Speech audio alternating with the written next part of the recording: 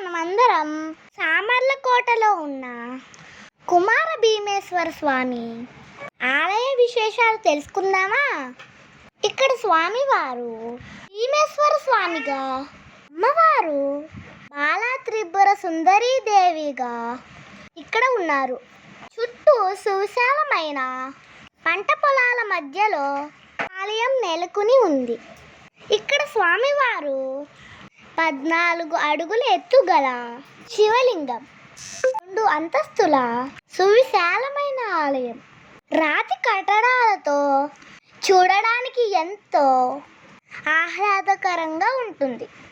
ఈ ఆలయాన్ని చాళుక్యుల భీమరాజు నిర్మించారంట. ఇది పూర్వం చాళుక్య భీమవరంగా ప్రసిద్ధి చెందింది. ఈ మందిర నిర్మాణం 892లో ప్రారంభమై సుమారు 922 వరకు సాగింది. ఈ ఆలయంలో కుమార భీమేశ్వర స్వామిగా ప్రతిష్ఠించబడ్డారు. విశాలమైన ప్రాకారాలతో, 4 ద్వారాలతో, కోనేరు జలాలతో, చాళుక్యుల శిల్పకళలతో అందంగా అలరారుతుంది. ఈ క్షేత్రాన్ని దర్శించిన సర్వపాపాలు పోయి మనసుకు ఎంతో ఆహ్లాదకరంగా ఉంటుంది. దేవాలయం లోపల వినాయకుడు, కాలభైరవుడు, వీరభద్రుడు, మహాకాళి విగ్రహాలు కూడా ఉన్నాయి.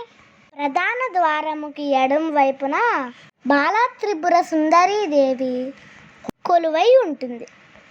గర్భగుడిలో 2 అంతస్తుల భవనంలో 14 అడుగుల ఎత్తుగల కుమార భీమేశ్వర స్వామి భక్తులకు దర్శనమిస్తుంటారు. ఈ శివలింగం రోజు రోజుకి పెరుగుతూ ఉంటుంటే శిల్పులు శివలింగం పైన శీలలు కొట్టారు అనే కథనాలు కూడా ఉన్నాయి. స్వామివారి ఆలయంలో ఉన్న నంది ఏకశిలతో చెక్కబడి ఉంది. ఈ ఆలయ మండపం 100 రాతి స్తంభాలతో చెక్కబడి ఉంది. చూసారు కదా ఫ్రెండ్స్, మీరు కూడా ఎంత బాగుందో. ఇక చైత్ర వైశాఖ మాసముల్లో ఉదయం స్వామివారి పాదాలను, సాయంత్రం అమ్మవారి పాదాలను సూర్యకిరణాలు తాగడం ఇక్కడ విశేషం. శివరాత్రికి ముందు వచ్చే ఏకాదశి రోజున స్వామివారికి, అమ్మవారికి ఇక్కడ ఎంతో బాగా కళ్యాణం జరిపిస్తారంట. ఈ స్వామివారి ఆలయంలో స్వామివారిని స్వయంగా కుమారస్వామి ప్రతిష్ఠించారట. చూడండి ఫ్రెండ్స్, ఆలయ ప్రాంగణంలో కోనేరు ఎంత అందంగా ఉందో. మనం మళ్ళీ ఇంకో వీడియోలో కలుసుకుందాము. Bye friends.